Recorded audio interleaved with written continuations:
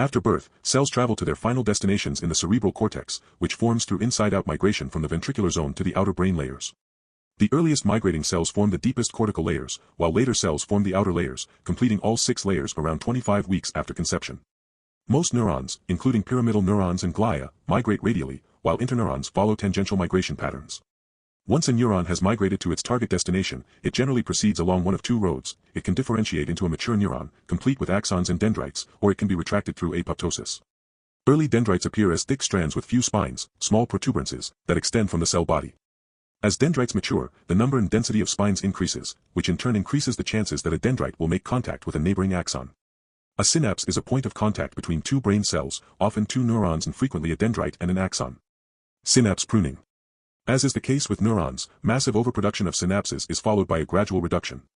This process of synapse reduction, or pruning, is highly dependent on experience and serves as the basis of much of the learning that occurs during the early years of life.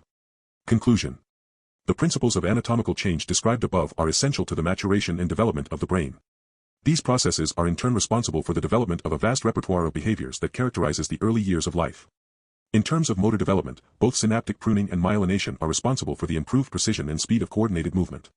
In addition, they are important in the development of cognitive skills. Improved perception of speech sounds and face recognition, for example, are likely the result of synaptic reorganization, a process that is dependent on experience. Although development continues into early adult years, early childhood represents a period particularly important to development of a healthy brain. The foundations of sensory and perceptual systems that are critical to language, social behavior, and emotion are formed in the early years and are strongly influenced by experiences during this time. This is not to say that later development cannot affect these behaviors. On the contrary, experiences later in life are also very important to the function of the brain. However, experiences in the early years of childhood affect the development of brain architecture in a way that later experiences do not.